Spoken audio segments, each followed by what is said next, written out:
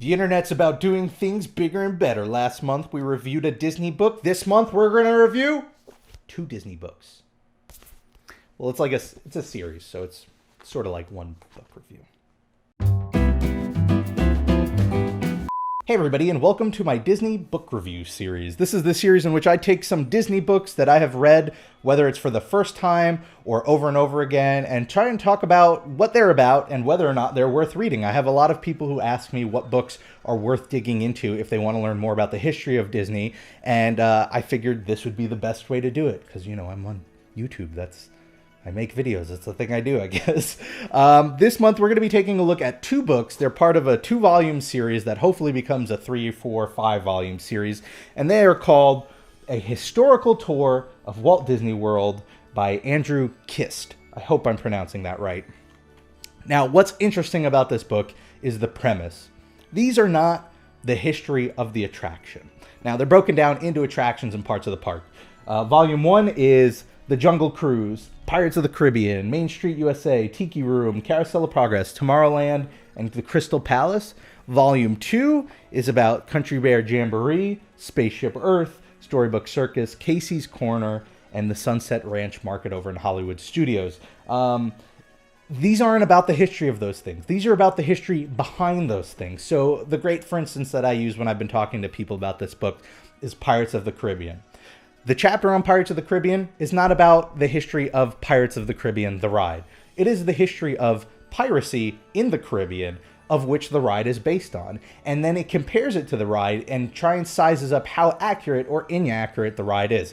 Everything from the queue to the music to the costumes to the things they're saying and doing. It tries and puts all of that into a historical context. And I think that's really cool. And that's one of these things that I never even thought of, to be completely honest, before I got these books. But now that I'm thinking about them, it's really an important thing to do. To add this historical context really helps you appreciate it. And I can tell you right away, you know, there was a lot of stuff in here that I knew already for some of the major things. But something like Casey's Corner, for instance, or a lot of scenes in Spaceship Earth, I learned so much new stuff about real history that's going to make me look at these rides in a completely different light. Now, if you saw by how I held them up and judged them, they're not really big books. They're pretty simple reads. They're about like 110 to 120 pages per volume. I love the fact that there is really unique variety in what it covers. You know, some of these are no-brainers. Spaceship Earth, Pirates of the Caribbean, Carousel of Progress. Like, these are not only attractions with rich history on themselves, but they draw back to really interesting parts of our history that you could learn about. Yet at the same time, these books also cover these little things that I wouldn't have even considered, like Casey's Corner, or the Sunset Ranch Market in Hollywood Studios, which is where you buy like turkey legs and stuff, or you know, things like the Crystal Palace, the restaurant in the Magic Kingdom. And so it offers something that I think no matter what kind of Disney fan you are, you're going to learn something new within this. As far as criticisms to the book goes, I mean, I think at its worst, you've got a couple of chapters where he likes to describe the place in Disney, whether it's like the Sunset Ranch Market, for instance, or like one of the rides.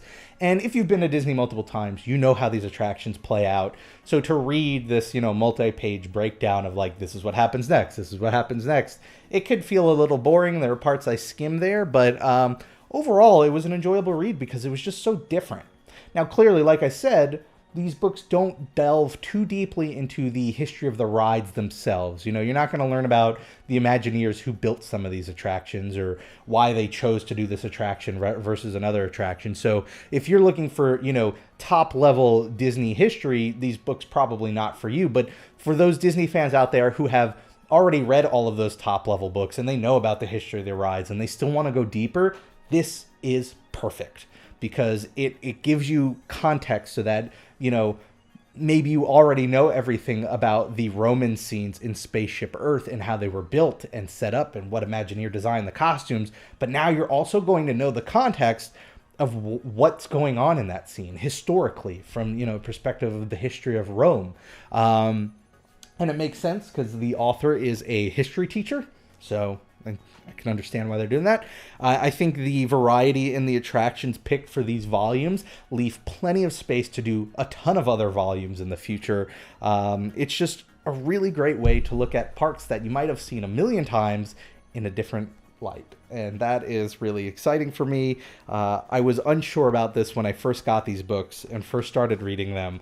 I didn't know if I was going to end up skipping on doing a book review for them, but honestly, the first one was so good I bought the second one, and then I was so excited to put this video together because, this was one that I just sort of stumbled across. I don't think it's got a lot of press going towards it. So hopefully, if you're interested in Disney books, you check them out. The Historical Tour of Walt Disney World by Andrew Kiste. I'll have links to them in Amazon in the description below if you want to check them out. They have ebook versions as well. If you've read this book before and you have different opinions, feel free to share them in the comments below. I want to thank you all for watching. If you want to see more Disney videos like this, more book reviews, stuff like that, all you have to do is hit that subscribe button. I do 3 videos a week. Have a great week, guys. Whatever you're doing, make the most of it because it makes it that much better. And I'll see you next month when we review another Disney book. Bye, everybody.